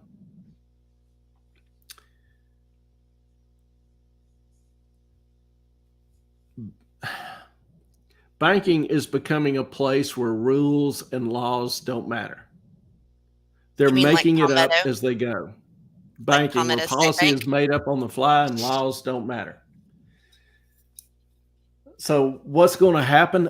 I don't have a perfect crystal ball, but I do easily predict there's going to be a lot more volatility, a lot more confusion, particularly if Credit Suisse is bought out or fails this weekend. You'll probably see a lot more fear in the marketplace because now even big banks are getting hammered. Credit Suisse has a lot of relationships that are going to be problematic. A lot of large investors could be infected. And keep in mind, the FDIC, Fed's solution for banks is a loan. It's not eliminating their problem. It doesn't address the real problem. It buys them some time. But what if interest rates stay high for a while? Well, these prices aren't going to move much.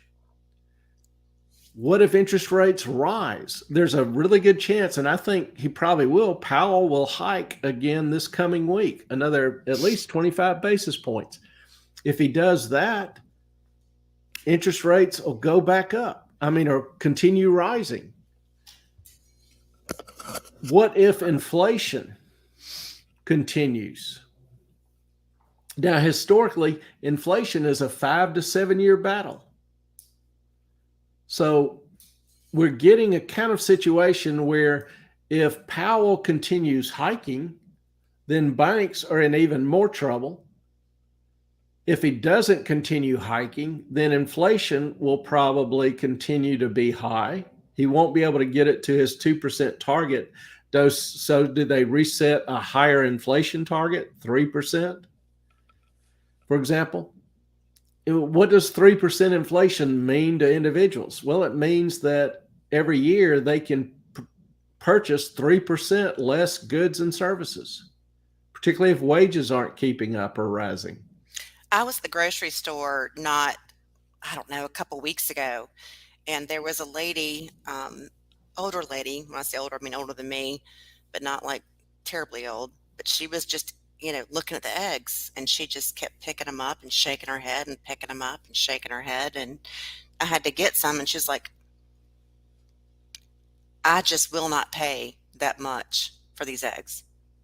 They are 3 times what they were 6 months ago, a year Yeah. ago. Beef is going to continue to be high. Our cattle herd right now is half of what it was 2 years ago. There's just not the supply.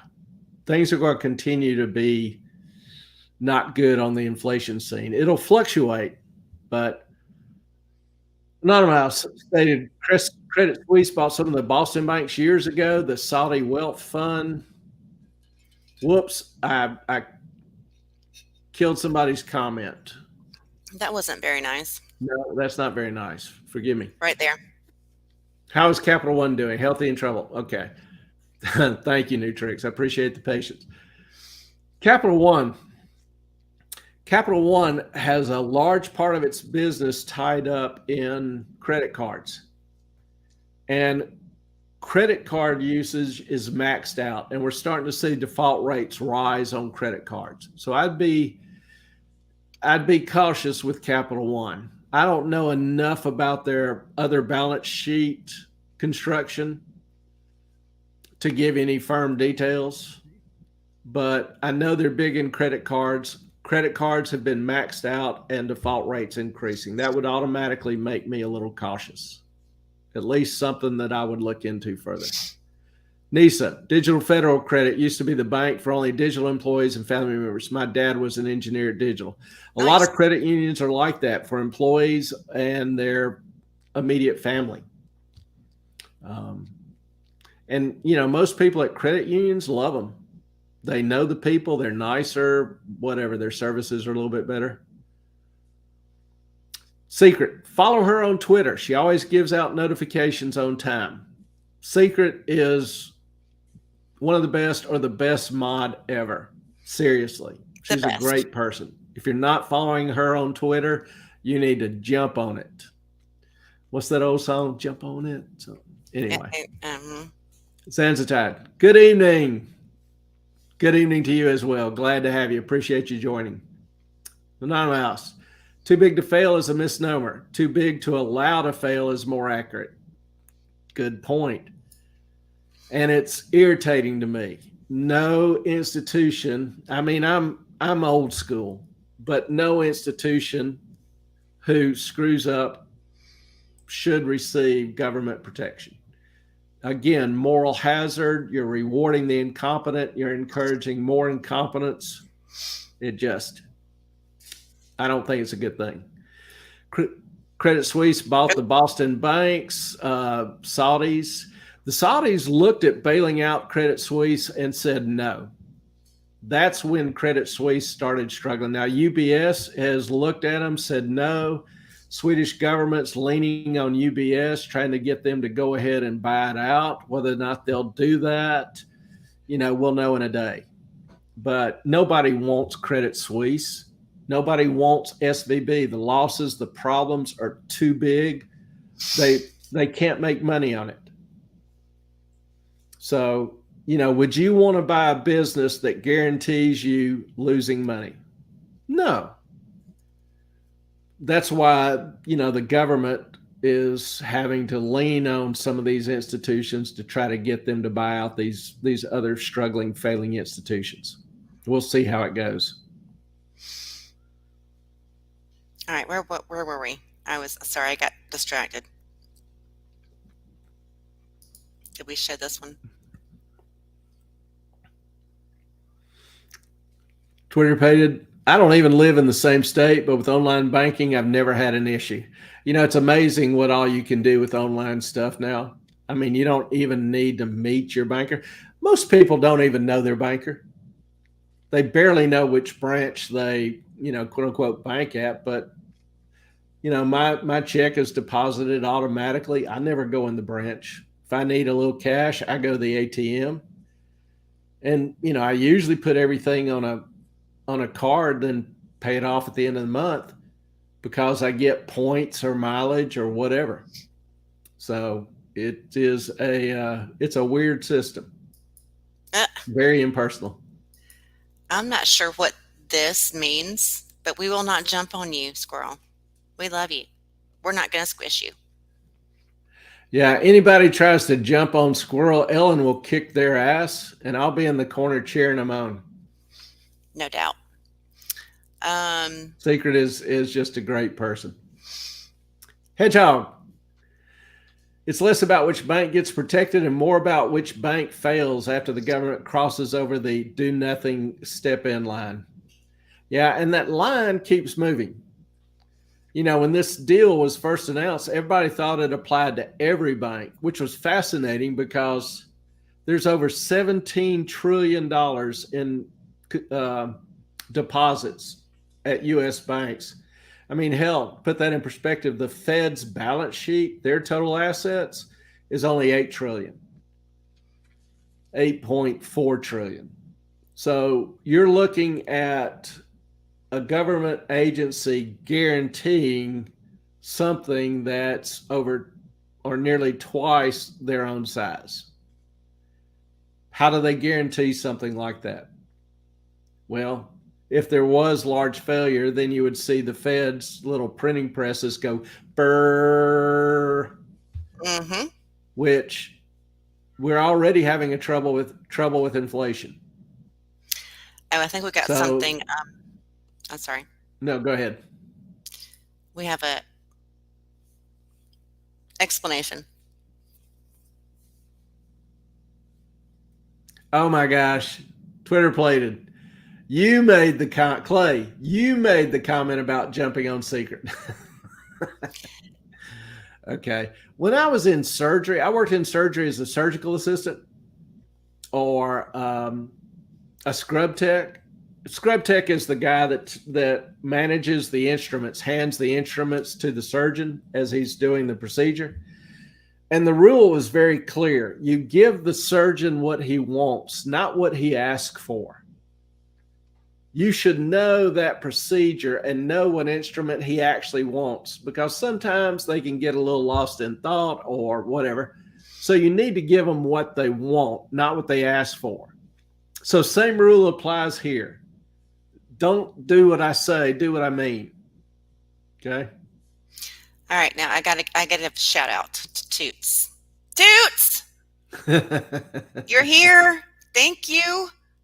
And we have, I don't know if it will show on here. No, just hand, face, red heart shape and waving. Hello, glad, Kate Lewis. glad to have you, Toots. Kate Lewis. Oh, interesting. I hope this is. I know sometimes I get in the weeds a little bit, but generally have a purpose with a goal of hopefully helping you understand what actually is going on versus, trying to simplify things, but in a practical and applicable way that makes you a better informed investor. Now we're going to wrap up here soon because it has been almost 2 hours and we don't want to keep all of your time on a Saturday night. Yeah, really enjoy having y'all and being able to chat with you. Y'all make it an entertaining evening. And, we greatly appreciate that. And I'm having surgery soon, so good to know your role. Yeah, I don't think you want me passing the instruments anymore. I probably forgot most of them. I'd be looking at the doc like, now, are you sure that's the one you want? Which one is that? We're going to take like a comment. But hope your surgery goes well. Yes, please. We've got a couple more I'm going to pop up here, but we would love for you guys to give any feedback on how we can improve, what we can do, what you want to know about, what we can talk about that you're interested in. So please, please, please just comment on the video and let us know what's going on. All right, we got one more here. Do you keep up with finance and healthcare? I'm curious about your opinion on ACO REACH if you have one, but don't want to derail the conversation for everyone else. I keep up with healthcare advances and practices. I don't keep up with individual firms per se. It's just too exhaustive a field. But if there's something interesting about a firm, I'd be glad to look at them. Now, please understand, I am not a registered investment advisor. Anything I say on here is not investment advice. I may share with you what I do or, what I think overall about the market or companies in general. Obviously, I would not buy Credit Suisse this week. But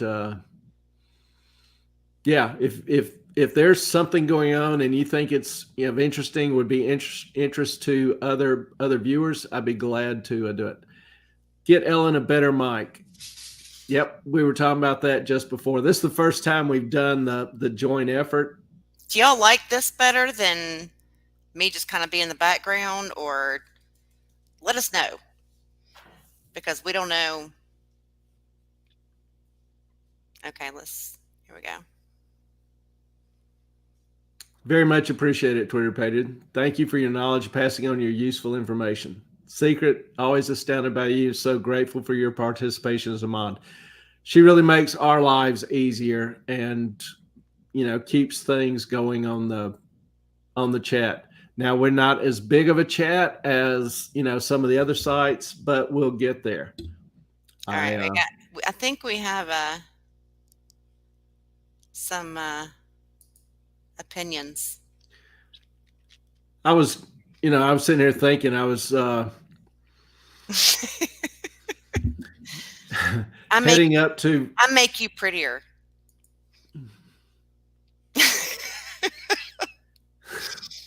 In all honesty, I'm pretty for a guy, but that ain't saying a whole lot. His daughter's beautiful. I will tell you that. I do make the most beautiful babies in the world. No, I do. I'm pretty sure. Yeah, I don't even mind. I think every parent ought to think that. All right, loves. I'll love this. Thank you. Muddy Mirror Wifey. Muddy Mirror Wifey? Is that, I think that's how you pronounce it. I'm not sure. Okay. Kate is laughing. Oh, thank you, Nutrex 7. She's got a great heart. Not just a pretty face. She's got a really great spirit. So. Oh, you're sweet. I'm honest. Yes, I assume that means. Okay. Yeah, everyone wants to see me. So I guess we're going to get lights and mics and all the things because yeah. All right, cool. Well, thank you all. We try to keep this to around 2 hours so it doesn't. Now I know some can go all night, but we're not a 5-hour Rob stream. Yeah, we love Rob. Admire the hell out of him. Was just in. Not a mouse. That's hilarious. I'm sorry. How do you ban somebody? No, we're not doing that. We love Not a Mouse. I was heading up to Virginia and was going to try to see Rob. We couldn't get our schedules together, but I was, going to try to bet him, have a little competition between his channel and mine. See which one could get to 200,000 viewers the first. So if y'all see him or talk to him, let him know he's a coward. Yes, Twitter Pated. I can seem like someone pestering at times, and I hear that often. You mean? Thank you, Nutrex. This way. Yeah, whatever. I said I hear it from there. Yeah, we will work on our system, try to work out some of the kinks. This one reason why we're doing this, even though we're not the biggest channel, is to try to make the process a little smoother, and y'all play a big role in that. Very, very thankful for your input and comments and support. Moody Mare Wifey? Moody Mare Wifey? I think. No, it shows I am part. I am the team. I created the team. I made the team. She is the A team. Was invented elsewhere. We call it toothbrush. Wait, how did you know the toothbrush was invented in Alabama? Ha ha ha. That's a good one. Yeah. No, it's not. Yeah. And he is a war eagle. I call it a war eagle tiger thingy, Auburn. Yeah, we're actually playing basketball tonight in the NCAA tourney, and I gave that up for the night. So did you really? I'm so if you have any doubt about my love or dedication for y'all, now you should know. Thank you all. Y'all go have a good night. Hug your loved ones, and we hope to see you again soon. Next Saturday. And we'll see you next Saturday at 7 for live and rambling. And let us know if you have a better name for Saturday night shenanigans or whatever we're doing here. I like live and rambling because that's kind of what we end up doing. It doesn't matter what you like. It matters what they want. Majority vote. Do you know when Lincoln was president, there was a And here we go. vote among him and his cabinet of whether to buy Alaska. And the vote was 11-1 against buying Alaska. But the motion passed because you know why? The one vote was Lincoln's. All right, y'all. Good Thank night. you all. Good night. God bless. Y'all We'll have a see good you. night.